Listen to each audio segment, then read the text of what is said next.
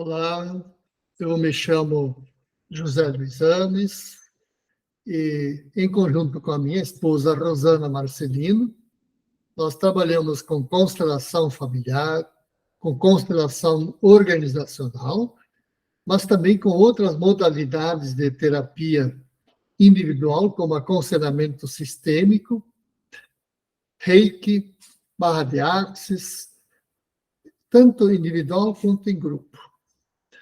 Bem, o que me traz hoje até vocês é um tema muito controvertido da obra de Bert Hellinger.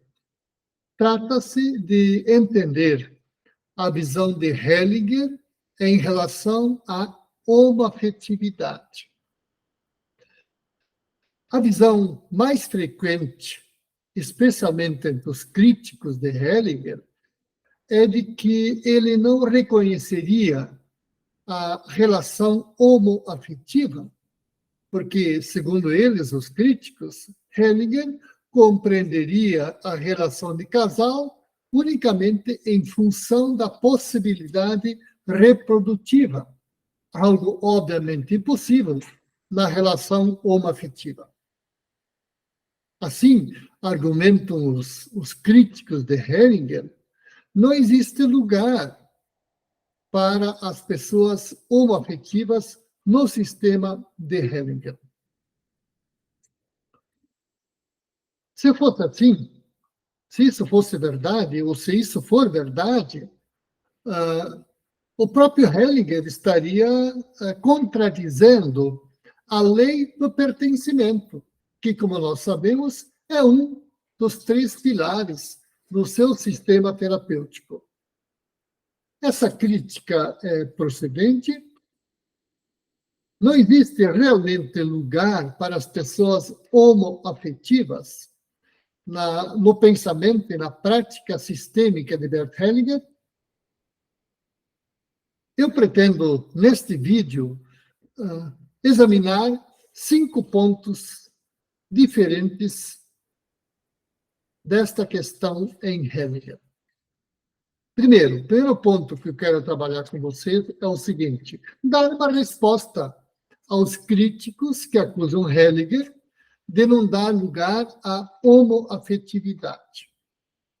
O segundo ponto, eu quero mostrar quais são, na perspectiva de Hellinger, os limites e as possibilidades de realização humana da pessoa homoafetiva. Em terceiro lugar, eu quero examinar se, para Hellinger, a homoafetividade está ligada à genética, ou se é uma escolha, ou se não é nenhuma das duas. A quarta questão que eu quero trabalhar com vocês nesse vídeo: identificar as possíveis dinâmicas que estão detrás da homoafetividade na perspectiva de Hellinger. E, finalmente, o quinto ponto, eu quero ver se, para Hellinger, é possível ou não reverter a homoafetividade. Muito bem. Então, vamos começar pelo primeiro desses 5 pontos, ou seja, o direito do homoafetivo ao pertencimento. Hellinger se defrontou com o tema da homoafetividade desde o começo do seu trabalho com constelações familiares. Não sei se vocês conhecem, mas Hellinger começou com constelações familiares no início de 1980. Aí, por volta de 1982, 1983, ele começou a trabalhar, oferecer seminários e workshops sobre constelações familiares no modelo criado por ele. Já na primeira obra que foi publicada por Hellinger, como se sabe, Hellinger resistiu muito a registrar em livros a sua prática, mas foi convencido por um amigo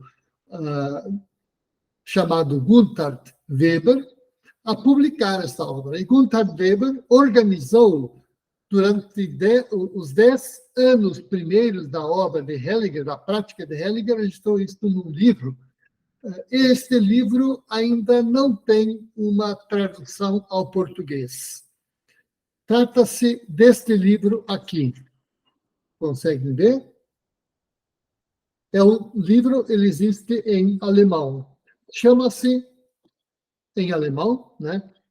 Zweierlei Blick. Zweierlei Blick. Eu sei que para um não alemão fica um pouco difícil até pronunciar. O que significa, como se traduz esse título para o português? Zweierlei Glück pode ser traduzido como dupla felicidade, felicidade dual. Zwei é dois e Glück é alemão, é sorte, é felicidade, né? Então, duas felicidades, dupla felicidade, felicidade dual, é um possível título traduzido desta obra primeira, publicada por Hellinger e até hoje não traduzido à língua portuguesa. Hellinger faz, nesta obra, um registro muito claro sobre a perspectiva dele da homoafetividade.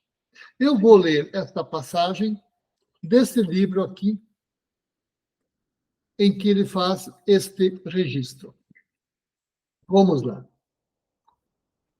Hellinger escreve assim: os homossexuais são membros da família e, como tais, devem ser reconhecidos e valorizados. Caso contrário, se fere o amor. A pessoa que exclui um homoafetivo, continua Hellinger, age como se dissesse: nós, heterossexuais, estamos em ordem. Eles, os homossexuais, não. Hellinger se manifesta, portanto, neste livro, nesta primeira obra publicada em vida por ele, lá de 1993. Só um momento. Então, Hellinger se manifesta, se expressa de modo muito enfático nessa primeira obra, em favor do reconhecimento da plenitude do pertencimento da pessoa homoafetiva ao seu sistema familiar. Com isso, ao meu ver, fica evidente que os críticos que acusam Hellinger de não dar lugar aos homoafetivos em seu sistema agem, me perdoem se eu digo isso, ou por má fé ou por ignorância, ou talvez as duas coisas. A questão que emerge do reconhecimento do homoafetivo ao sistema familiar a qual ele pertence é saber quais as possibilidades de realização da pessoa homoafetiva. Este é o segundo ponto que eu quero agora trabalhar com vocês. Bem, apesar do profundo respeito à pessoa homoafetiva, Hellinger não negligencia um fato natural e biológico. Do que se trata? Eu vou ler novamente uma passagem deste mesmo livro que eu estou comentando com vocês, Zweierlei Glück, Amor Dual, Felicidade Dual, em que Hellinger escreve o seguinte, vou ler para vocês. O amor que vincula o casal homossexual não é capaz de levá-lo a ter filhos.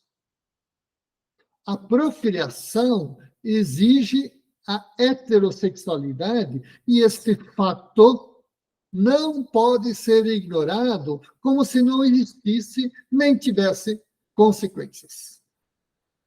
Bem, o que Hellinger está dizendo nesta passagem que eu acabei de ler para vocês? Hellinger está dizendo para nós o seguinte: O casal homoafetivo tem uma limitação natural, que não pode ser escondida. Por causa dessa limitação natural, um casal homoafetivo é comparável em suas possibilidades de realização humana a um casal heterossexual sem filhos. É isso que Helen está dizendo para nós. Um casal sem filhos, seja esse casal homoafetivo ou heteroafetivo, não faz diferença, esse casal fica privado de uma dimensão existencial muito importante. No entanto, esta limitação, esta privação da possibilidade de ter filhos próprios, filhos biológicos, esta limitação não limita o casal do desenvolvimento afetivo um pelo outro. Ou seja, a afetividade que une um casal homo ou heteroafetivo não fica nem um pouco menor se tem filhos ou se não os tem.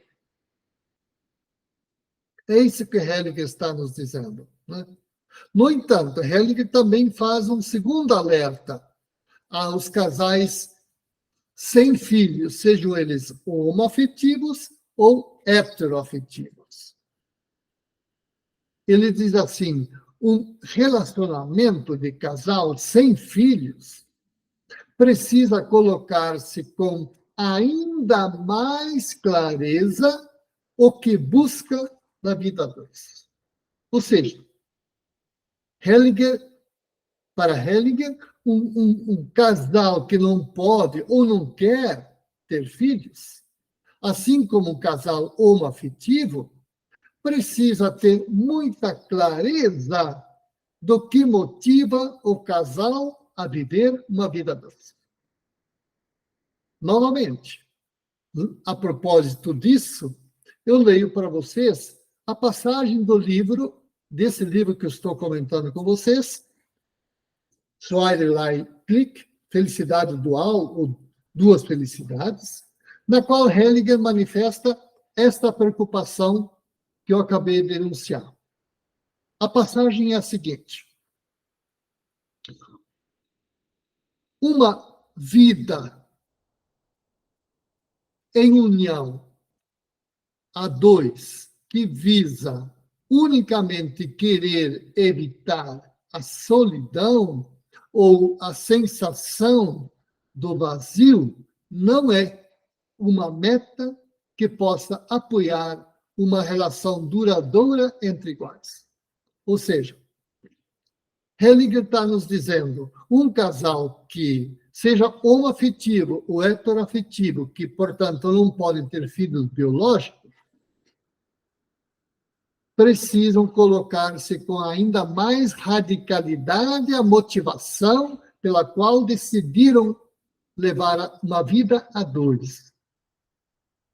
Uma motivação que unicamente quer fugir da solidão, diz Hellinger, é uma meta que não dá conta da relação, não dá conta de sustentar a relação deles. Bem, esclarecido este segundo ponto, eu posso entrar agora na terceira questão que eu me propus a trabalhar com vocês. Qual é essa terceira questão? Saber se, para Hellinger, a homoafetividade seria uma predisposição genética ou se seria uma opção pessoal, uma questão de escolha. Bem, Hellinger não se associa nem a uma nem a outra destas correntes. Para Hellinger, a homoafetividade é uma questão de destino. Vamos lá.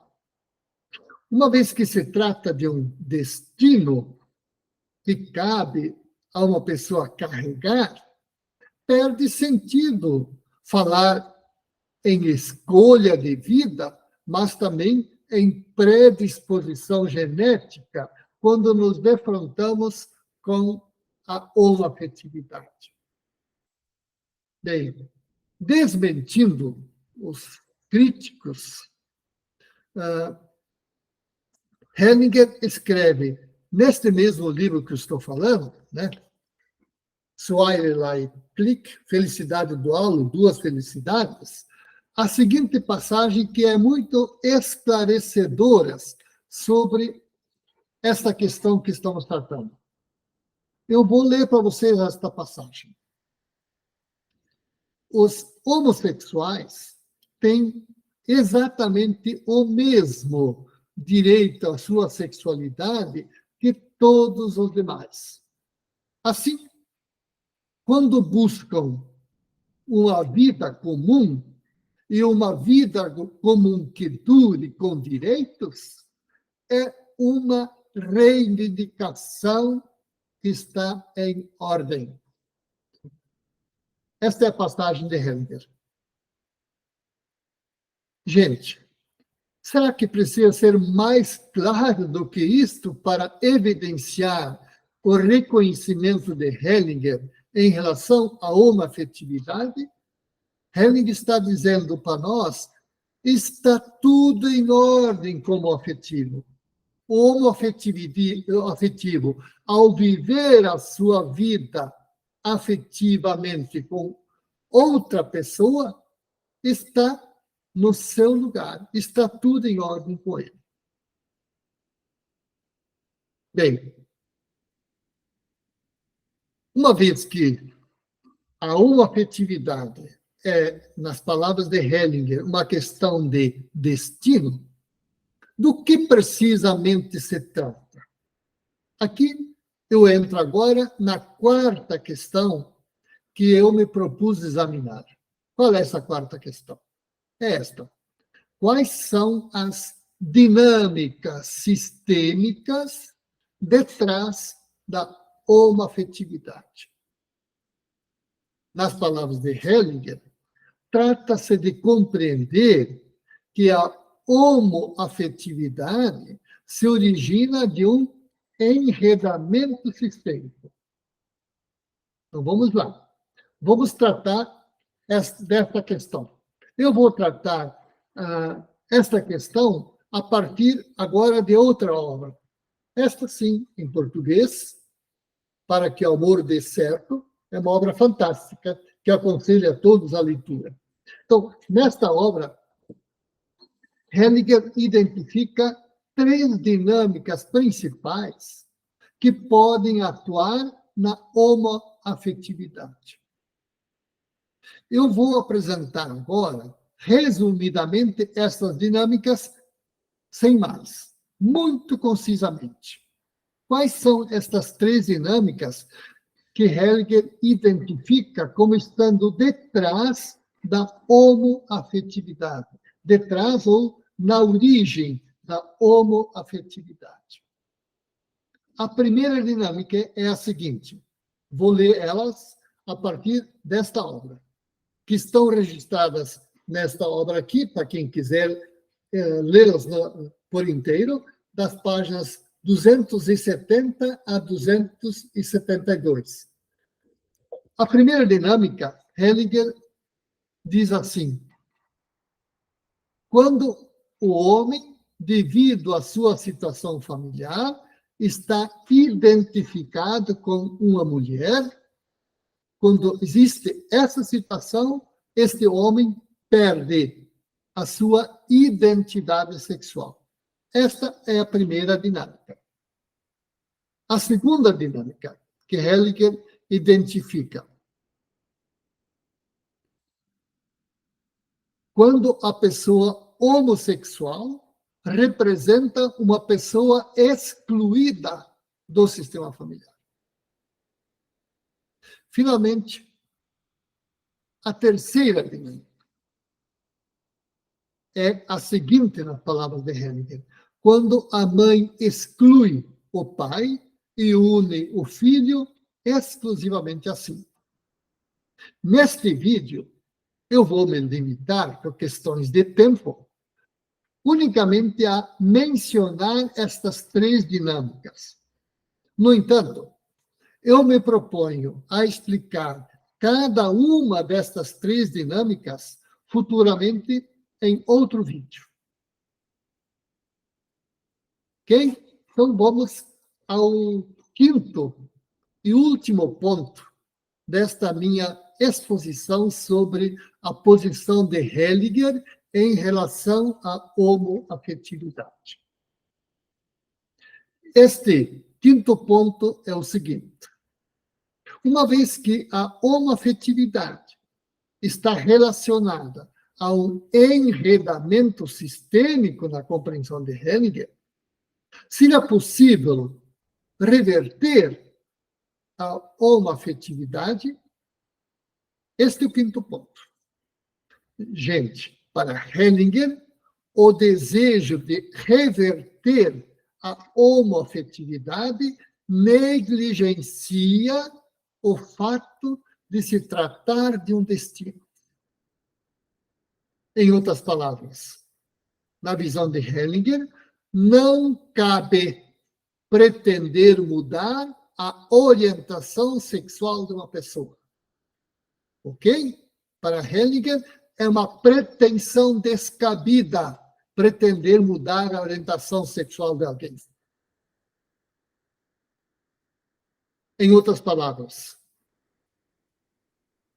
a orientação sexual de uma pessoa não é resultado de uma escolha refletida. Trata-se, como eu expliquei há pouco, de um enredamento sistêmico, de um destino. Ora, um destino não é algo que eu escolho. Destino é algo que me é colocado sobre os ombros e me cabe carregar. A única coisa que eu posso fazer diante de um destino que eu carrego é me curvar a ele e tomá-lo com dignidade. Seja bom, seja ruim, não importa. O destino é algo que me é encarregado, não é algo que eu escolho. Portanto, não tenho o que fazer diante dele. Seja bom, seja ruim. Ok? Bem, a propósito desta ideia de Hellinger, eu vou ler novamente para vocês uma breve passagem deste mesmo livro que estou falando com vocês, Para que o Amor Dê Certo, em que Hellinger fala uma frase muito importante, que é a seguinte. Vou ler essa passagem para vocês. Quando um homem homossexual ou uma mulher homossexual reconhecem o seu destino, podem aceitar e assumir a homossexualidade com dignidade, mesmo que a reconheçam como um destino difícil. Em verdade, assumindo esse destino, homens e mulheres recebem dele uma força especial. O que Hellinger, portanto, está nos dizendo? Assumir o destino, assumir a homoafetividade como um destino, tomar a homoafetividade como algo que eu carrego, me confere dignidade. Ok, gente. Esses são os 5 pontos que eu me propus a tratar com vocês neste vídeo de hoje. Algumas breves considerações finais para vocês. Eu acredito que vocês tenham percebido, na minha exposição, a maneira acolhedora como Bert Hellinger se aproxima do tema da homoafetividade. A postura de respeito ao destino do outro faz com que a pessoa homoafetiva Viva sua condição com dignidade, com leveza, com alegria, com realização. Hellinger nos mostra a relatividade das crenças e dos padrões culturais e morais, mas também mostra para nós como estas crenças e padrões podem, por vezes, ser cruéis quando levam a posturas de rejeição e de exclusão da pessoa homoafetiva. Enfim, Hellinger deixa muito claro o seguinte: não existe nada de errado em ser homoafetivo. Eu repito, para Hellinger, não existe nada de errado em ser homoafetivo. Errada é a postura de julgamento e a pretensão de querer mudar a orientação sexual da pessoa homoafetiva. Estas atitudes excluem, e ao excluir, criam enredamentos sistêmicos. Muito obrigado a vocês que me acompanharam até aqui. Fico grato por assistir este vídeo. Se você ainda não se inscreveu no canal, se inscreva no canal, curta o canal, isso é muito importante para nós. Compartilhe o link desse vídeo nos seus contatos. Com isto, você se associa a esta obra de difusão desta obra de Hellinger, tão acolhedora e tão inclusiva, tão humanizadora e pacificadora das relações humanas. Muito obrigado a todos vocês e até o próximo vídeo.